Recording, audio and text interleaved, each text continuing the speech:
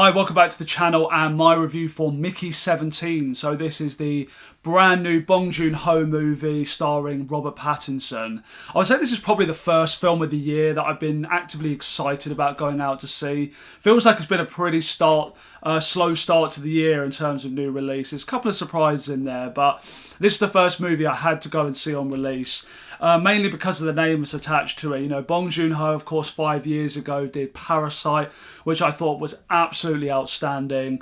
Probably the first movie in a long while that I totally agreed with it winning Best Picture. I just thought on every level that movie worked. Quite a staggering film, so I'm really glad that won and was very interested to see what he was going to do next. Really interesting, nice sci-fi concept here as well. Looks quite similar to Moon, I thought, which is a movie I really love. Basically, this idea of travelling out into space in the future in search of colonising other planets due to the problems, socio-economic problems or whatever, back on Earth. And they've developed this new technology here which allows people to be cloned, where you can upload all your memories, your thoughts, personality, everything, and they can 3D print your body. So if you die, it's no problem because you can just be brought straight back again. So they have this new job role called being expendable, which of course is the role that Robert Pattinson takes on, where he's subjected to the most dangerous jobs imaginable, you know, kind of going out into dangerous terrain with radiation, all this kind of stuff. And if he dies, it's no issue because he can just be brought straight back to life. So really cool sci-fi concept, which is one of the main things that intrigued me about this film. As for my overall thoughts on it, I have to say I am a little bit mixed. I still think it's quite good. I quite enjoyed it for the most part. But like with some of Bong Joon-Ho's other movies, there are elements to it which don't entirely work for me. I had a similar feeling back when I was watching The Host, where a lot of it works, a lot of it's quite serious and intriguing, got some mysterious aspects to it, and I was quite gripped by the film. But there's other bits where that sort of quirkier humour and style is there, where it tonally feels all over the place, and I think this is another movie that kind of suffers with that. And I think overall, I do think that he should stick to doing more South Korean focused movies. This is obviously a collaboration, obviously being that it's being released by Warner Brothers, but it's an English speaking kind of American film with a South Korean director, and something about the whole thing is a bit odd. Is the best way I could describe it. And some of it works and some of it doesn't. You think of a film like Parasite, which was a drama, it was a social commentary, it's a satire, but it's also a comedy, and everything about that movie just came together beautifully. Whereas here, it constantly has that slight sense of lacking awareness, I guess is the right word. It's just something about the thing. I don't know who this movie entirely is going to resonate with, and that's before you even start getting to all the political commentary and stuff it's doing here. So bit of a strange mix, this one, I think, and not one that entirely works. But I did like a number of things about this movie. As I said, the sci-fi concept is one that always intrigues me. The idea of cloning people and what that means, how it would work, how you could practically use that, and this idea of kind of this big company exploiting that. With the kind of lower classes, people who are willing just for any kind of living.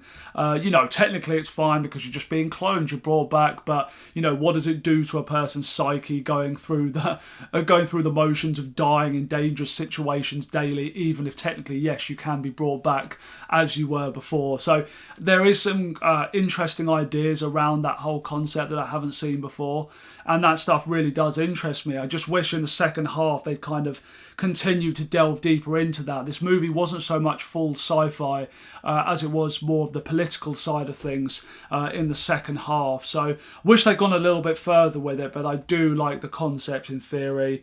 And of course, Robert Pattinson is just a huge talent. I love that he's doing these much more experimental projects. I think it's really interesting. Of course, he did The Lighthouse a few years ago, played the Batman, quite a different take on that role. And long gone are the days of him in his first role that people were aware of him doing Twilight. So amazing to see him doing these crazy new movies. He's a very exciting actor to watch, I think. The only thing I didn't like about him in this was that crazy accent. Like when the voiceover at the start begins, you will think, who is this? Who is this talking? Are we following this from the perspective of Mickey, Robert Pattinson? And you realise it is him, but his voice just sounds so strange. I'm not entirely sure what the accent is, but yeah, I was scratching my head a little bit at that. But as for the performance as a whole and how he works when he's kind of cloned into multiple versions of him and how they all interact with each other, some really fun and interesting stuff there. And he definitely does a lot of justice to the role. I did find the film pretty exciting to go along with. I think because there's so much going on, so many different plot lines and characters and all sorts of stuff, you can't predict what's coming next. You don't know which direction the movie's going in. And I think that will be a criticism from some people. They'll say that the movie feels unfocused and overstuffed, and I can definitely see where they're coming from because I don't think all of the plot lines do work. But there's a lot of interesting stuff going on, especially when you get to the second half and you've got this whole thing about this alien race that inhabit the planet and what their motivations are and what they're actually trying to do with colonising this planet. Like, there's definitely some interesting ideas here. So I was certainly never bored during the movie for all its faults. It's for sure, like all of Bong Joon-Ho's movies, he's a very unique voice. And this is likely to be one of the bolder and more interesting films you're probably going to see in 2025. One of the main things about the movie that is going to be stepping on toes and is going to get people talking is the fact that this movie, whether intentional or not, does feel like a political satire and commentary on Trump's leadership in America and Elon Musk and the whole kind of Trump administration. And apparently the director did not have this in mind, but it's obvious that Mark Ruffalo is bringing this into his performance. The whole thing, the amount of detail. I mean, there's no point somebody trying to say that was not what was intended, because there's so many things, there's so many details in there, which it clearly is trying to be that. And I think that's fine to do. I mean, Bong Joon-Ho has always been a director which has had political commentary, social commentary in his movies. If you don't like politics in your films at all, why would you go and see one of his movies? That underlying theme is always running through his work. So if you're coming to this movie, you should be expecting that. Which is not the issue here. And for me personally, I'm not American, I'm not conservative really, I'm not Christian, so these particular issues they're kind of referencing and making fun of here and kind of putting the satire around are not things that bother me personally, but I do think there is a lack of nuance with it. It does feel quite one-dimensional, I guess, and I think I would have appreciated a more complex study of such a character, this kind of leader who's greedy and is self-obsessed and doesn't really have true idea of what's going on within this mission, is just kind of leading because he has power and people following him because of who he is, not because he actually has the skills for the job. I think there could have been some subtle, interesting commentary brought in there, but it does feel very over the top, where there's a lot of big sequences with Mark Ruffalo really hanging it up, some of the speeches and stuff where it's just like, come on man. Some people will obviously enjoy that stuff, and some of it is quite funny, I will give it that. There are scenes that are pretty funny. I just found it a bit eye-rolling inducing, it was a bit much at times. It was a bit over the top, and this is one of the problems that started to give me that feeling that the tone was all over the place, where at certain moments the film feels like quite a serious movie with its concept and its story and the politics, and then suddenly it's got these really kind of cartoonish, over-the-top moments which pull you right out of it, and you're not sure where the movie's going or how you're supposed to feel about anything. It's slightly confusing in its whole feel and tone, I think. So, yeah, again, that's the main thing about it, which kind of left me feeling a bit mixed about it. In terms of the sci-fi concept here, I would have liked to seen a more clear understanding of how this cloning really works. I mean, not just from the fact the actual, the science of how these brains are uploaded to the person. I don't mean to that level of detail, but there's an element of the story where you find out that each of the Mickeys being printed when each one dies, that their personalities and the way they are is completely different from the last one. So this kind of idea that they're kind of always asking this guy, Mickey, about how it's like to die, what's your experience, and he seemingly has a through line experience where he remembers dying each time and he talks about that experience. But for some reason, all these characters, all the Mickeys, are completely different from each other.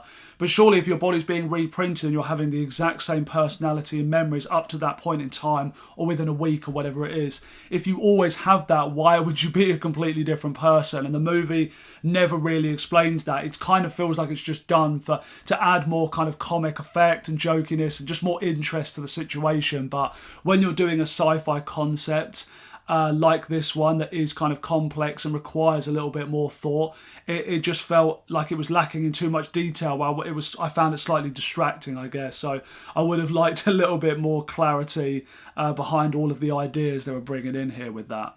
I know it does sound like I'm being a bit overly negative about the film, but I think it's just a few issues I had really did stand out to me and kind of brought it down from what could have been a really good movie.